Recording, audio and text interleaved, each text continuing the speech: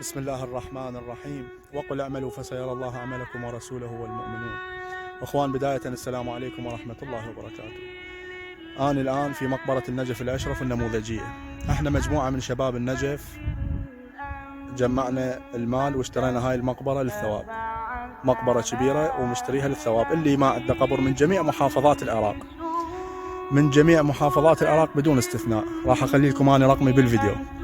ايش وقت ما كان، صبح، ليل، عصر، ايش وقت ما كان تخابرني اتلقاك من السيطرة. احنا نروح لمجموعة الشباب نتلقاكم من السيطرة، ناخذكم من السيطرة للمغيسي، نروح للمغيسي نغسل الجنازة ونروح للحضرة نزورها امير المؤمنين عليه السلام ونجي ندفنها هنا. القاع والحفر والدفان والمرمر والقبر والاسم، كل شيء ما حد يدفع ولا فلس، كله علينا، احنا متكفلين به. واذا تحبون اللي يحبون اهل الجنازه يباتون يمي، يتغدون يتعشون، اخليهم على راسي.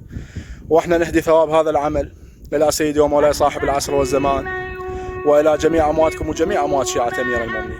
فاللي يحب صاحب الزمان خلي يسوي مشاركه لهذا الفيديو، لان اكو هواي عوائل ما جاي تتمكن تدفن موتاهم. واحنا لاحظنا بالمقبره القديمه حتى بالشوارع الوادم دافنه.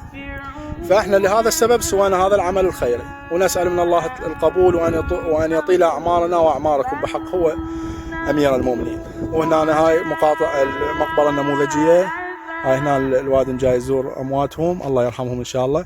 مقبرة النجف الأشرف النموذجية، المقاطعة الرابعة باء. وجزانا وجزاكم الله خير الجزاء.